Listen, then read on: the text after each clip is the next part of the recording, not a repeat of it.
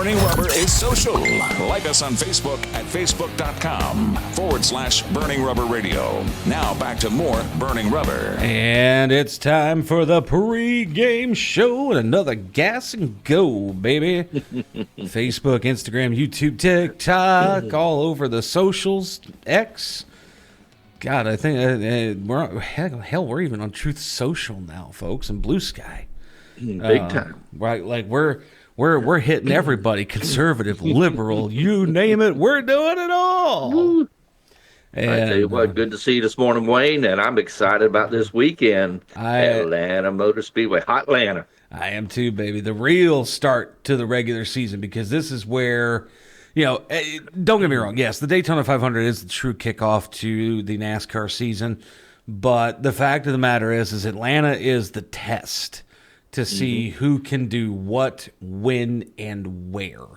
And I've been going to that race, Wayne, since the early 90s. I actually went to the very last race before they switched to start-finish around. Oh, wow. Okay, so that would have been what, 1965? Love you, John. You're going to get one of those number ones in a minute, brother. I can't help myself this morning. That was actually in, I believe it was 94. Yeah, it was. Yeah, it was 90. either. It was it was 96. 96, yeah. Yeah, because it was the last time it was repaved before the most current repave. Right. And so that would have been 1996. So, wow. So you've been all around Atlanta, and of course, multiple times going down there with Stuart Haas and everything like that. So you've had time to really kind of look into things and have some fun with it along the way. But we want to tag on some headlines, folks, because there's a lot of updates that came out of Daytona from this past weekend in the opener for the NASCAR Top 3 Series here. POarker Kligerman, as we talked about on Monday, was disqualified due to the truck being too low in the rear in post-race inspection, and they did file an appeal with that. Henderson Motorsports filed the appeal for the number 75. NASCAR, however, has upheld that penalty, so there is no change there.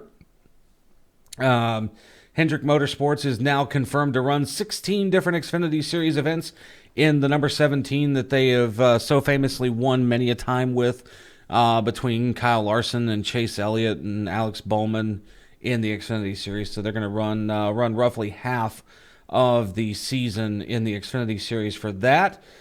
And then Joe Gibbs Racing has also been issued an L2 penalty for a modified spoiler on Chase Briscoe's number 19. And this all came in post-race tech after the race on Sunday as well. But the official penalty was not announced until Tuesday afternoon. And with that also being the case here, that L2 penalty, Briscoe is automatically docked 100 driver points and 10 playoff points. Crew Chief James Small is also suspended for the next 4 events. So that'll include Atlanta this weekend here. That, I'm not going to lie, John, that automatically puts Briscoe way behind the 8 ball. Yeah, that drops it way down. Virtually almost 0 points overall. Right. And so that really is going to hurt Chase Briscoe. So he's going to have to do a lot of making up when it comes to getting himself rip-roaring and ready to go for the next the next 35 events coming up in the NASCAR Cup Series scheduled season here. Speaking of the schedule too, by the way, folks, for Atlanta this weekend here, we've got the broadcast schedule for you as well.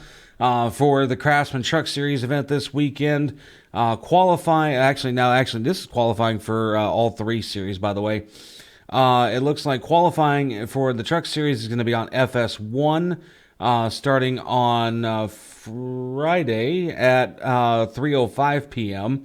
For the Xfinity Series, qualifying, of course, is going to be on the CW, which is the new home for the NASCAR Xfinity Series. And honestly, I'm not going to lie, they put on a hell of a show between the graphics package and commentary overall. That was top Yeah, I tier. think they did a good job last week. You're right, Wayne. Top tier to the folks over at the CW for the first time really getting involved in a foray in sports, and NASCAR being the big cheese that they went for, and they did not disappoint. I'll say that much. They did really good in my opinion. But back to the schedule here. So Friday's qualifying rundown. The Truck Series will be on FS1 at 3:05. The Xfinity Series will be on the CW at 5:05 p.m. And then on Saturday, qualifying for the NASCAR Cup Series will be on Prime Video.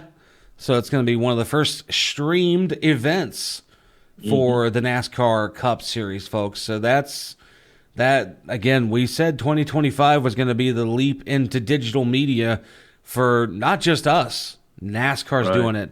WWE's doing it. The NFL's doing it. Everybody is really taking hold when it comes to the digital world. And I'm not going to lie. I mean, I think cable's still going to hold on for a little while here, John. Probably maybe about the next 10 or so years. And it'll still have some use beyond, like internet and other things like that leading into the future. But digital is where it's going to be at, I think, moving forward. Yeah. Right? You're right, Wayne. And I mean, now granted, will it always stick with Prime Video? Who knows? When the rights agreements come up, they could decide to go to Netflix, or they could decide to go to Hulu, or hell, they could. I mean, they've got a thing on Tubi, which is actually a free service that you can download on your Roku. And they've got a thing there where you can go back and watch historic races on Tubi, which I think is pretty cool. I've actually done that already, and got to go back and watch the 1998 Daytona 500 that Dale Earnhardt Sr. won. Like that was something special to be able to see that again in high style. So that was actually a good race. It was. It really was. I remember that. But back to the schedule here for everybody here. So Saturday, we're through all the qualifying stuff now. And now it's going to be time for the Freight 208. And you're probably wondering, you're like, wait a minute, the Freight 208, they don't do 208 miles in Atlanta. So the only reason they do the 208 is because the sponsor is FR8 or Freight. So it's the Freight 208. It's that weird play on everything. So don't go playing armchair crew chief there and be like, NASCAR, you're stupid. Because it's actually, I think it's pretty cool. That's a long race. I know they usually run 325 laps, so that's a long race. Actually, so interestingly enough here, John, this year, the Freight 208, because of Atlanta, is only 135 laps. 135 laps. Yeah, 135 laps for the Truck Series. And then that'll be on FS1 starting at 1:30 p.m. And you can also hear it on MRN Radio. And then for the Xfinity Series, they have got let me actually enlarge this because, I'm getting old here, so I'm getting blind.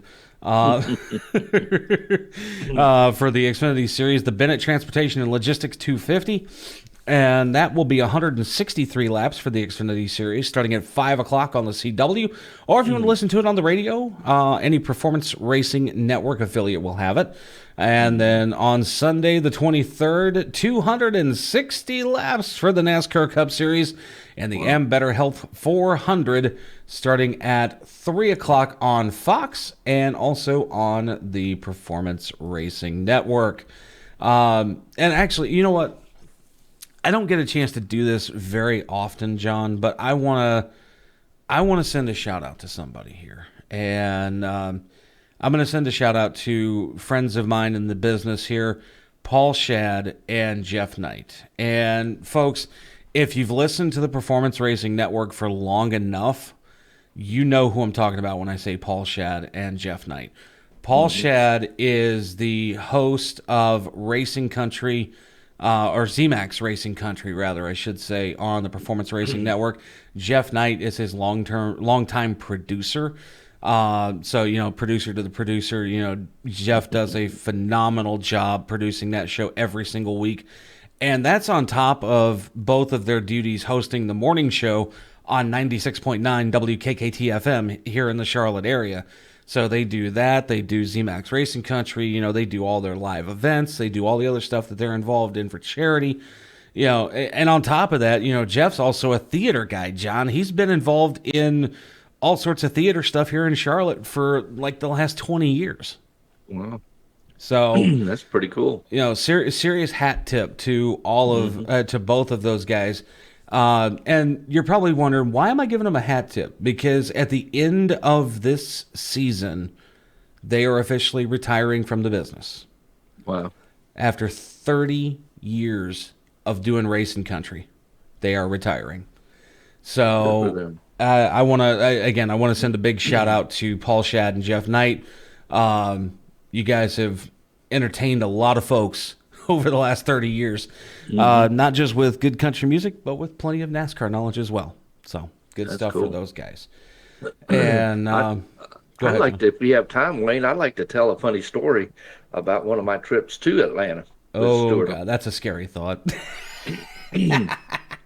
What you got? You know, about a decade ago when they would run the second race, they used to run it on Labor Day weekend, Right. Sunday night. It was really hot. Yeah. Well, we were up there, and usually when I cooked for Stuart Haas, I didn't have much to do. I could hang around the pits and just watch and have a good time. Sometimes sit up in the pit box. Yeah. But this one particular race, flu was rampant around the teams, and some of the team members didn't even go to the race. They were kind of short-handed. Oh, So this wow. old guy thought he would help out a little bit, and I offered Zippy. I said, "Listen, I'll help you run tires." Now, if anybody watches these guys run these tires with these with the big crates that they have or carts that they have, they look like they're walking. It's so easy and just cruising through. I'm gonna tell you something, guys.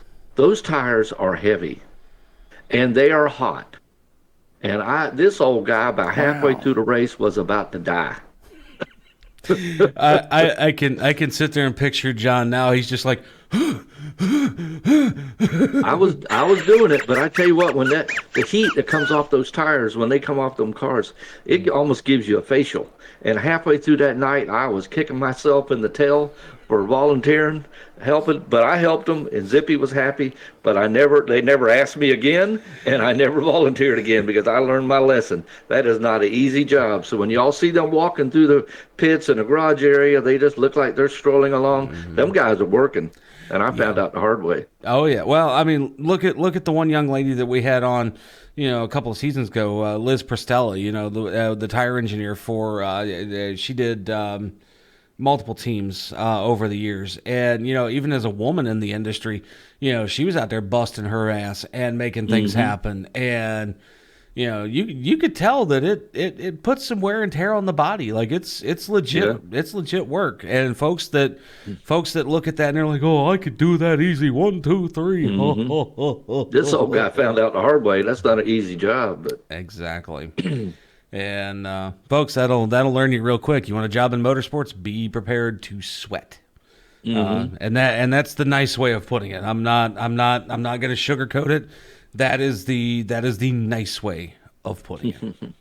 And but with that said, here, John, we're working up a sweat. Time to eat. What you got for us this week? yeah. We got some appetizers going on. We did some appetizers last week, and we got a good hearty appetizer this week. It's called cheesy potato skins. All right. Oh. We're going to start with a cup of pico de gallo, 5 potatoes, about 4 ounces of cream cheese, and about 2 tablespoons of sour cream. We want a cup of shredded sharp cheddar cheese. Say that quick 10 times. 2 tablespoons of sliced ripe olives. Now that's optional if you don't like olives. I love olives. And for the people that don't know, not big cookers, ripe olives are your black olives. Okay? And a 1/4 cup of fresh cilantro. Now, gang, you're going to preheat your oven to 425. Put the potatoes in for about 45 minutes or until they're soft. All right? After you bake them, you want to cut them in half lengthwise. Scoop out the inside and set it aside. All right, place your potato skins back on a baking sheet and spray them with cooking oil. And what you're going to do, guys, you're going to preheat your broiler and place the potato skins about 6 inches from the heat, but only cook them for about 5 minutes. That's going to get them nice and crispy. All right? Take them out and then again preheat your oven back to 350. Now, in a bowl, you want to combine the sour cream and the cheese. Excuse me, excuse me. Ooh, I got tongue tied. I was You gonna say, want John, to, you so hungry, you tongue tied, son. I know you want to combine the sour cream, the cheese, all together. And sometimes I actually put that little bit of potato that was scooped out of there back in that and mix it up real good, right? Put it on top, sprinkle the cheese on top, your pico de gallo, and your olives if you're using them, and bake them again for about 10 to 15 minutes. Take them out and sprinkle the cilantro on top. And I'm going to tell you something, guys. These are a great appetizer. You can use them, this week when you're watching the race and having a good time. And again, if anybody has any recipes they want to help me with, send them in and we'll give you a shout out. You can send them to John at brrtv.net. That is John at brrtv.net. And give us a shout out, guys, and we'll have a lot of fun with your recipe. Oh yeah, most definitely have a lot of fun with it indeed. And then folks, take one good big look when it comes to the recipe for the week there on screen. Cheesy potato skin appetizers and some really good stuff there from the NASCAR chef John Dix. But I'll tell you what, John, there's somebody else we gotta. You got your twin here this week again, right? Who? you forgot you had your twin here, John? You forgot about your twin? I forgot. Tell me, Wayne. Oh, man. Yeah, we got to go talk to the motorsports enthusiast, John Duterdress. John, take it away, my friend. To win, got that, but that doesn't count. I'm 0-1, but we're going to change that this week. We are at Atlanta, and Atlanta is another super speedway. And instead of going with the complete long shot, I'm going to look at drivers who have had previous success here at Atlanta. The first driver I'm going to showcase is going to be my top 5 bet. I'm going to give a top 3 bet and also a winning bet. But my top 5 bet is going to be a driver who I think everybody loves. And that driver is AJ Allmendinger, currently a plus 750 to finish in the top 5. So with AJ Allmendinger, he has one top 5 in 2 races at Atlanta in this configuration in the Cup Series and an average finish of 9.5.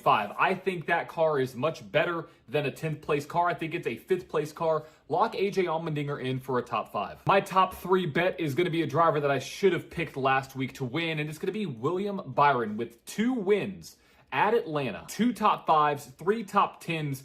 I think he has another chance to potentially even get a win, but I'm going to back it down to just a top 3. His super speedway speed is there. He knows how to run these races and finish and be there at the end. William Byron is my top 3 bet, and his odds currently are a plus 500 to finish in the top 3. And my final pick, the pick to win this weekend, is going to be a Trackhouse guy, but it's not going to be Daniel Suarez. It's going to be Ross Chastain with an average finish of 12th, 2 top 5s, 3 top 10s in Atlanta. I think he has what it takes in this car to win this weekend. I think he's looking to bounce back from Daytona, and he's come so close. He's finished 2nd in this race.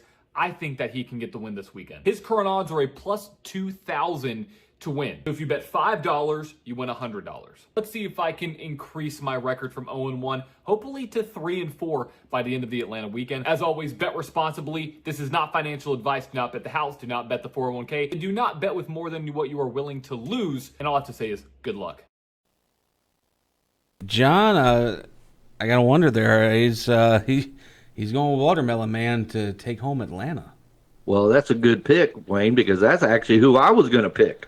Really? Yep. Well, Ross runs good there, and Daniel won that last race there, and I think it's like he said, like John said. I think Trackhouses they're up there. Ross has good speed of that racetrack, and that's who my pick is, the Watermelon Man. All right. Well, if you're going to go Watermelon Man, John's going Watermelon Man. Folks, if you take a look over our Facebook page later on tonight through the weekend, you'll see all of our picks up there for interaction and discussion here. I would say if I went with anybody this weekend, it being Atlanta, I don't think it'll happen, but I'm going to take a shot in the dark. I'm going to say Corey LaJoie finally gets his overdue win. Yeah, he runs good there, Wayne. That's a good pick. He really does. So, Corey, I'm counting on you, son. Give me a win. But with that said here, folks, our time is up once again this week for the Gas and Go on Burning Rubble Radio, baby. And with that being the case here, I'm producer Wayne. That's the NASCAR chef, John Dix. We love you guys. And until next week on Monday, Burning Rubble, baby. Burning rubber, baby. Woo.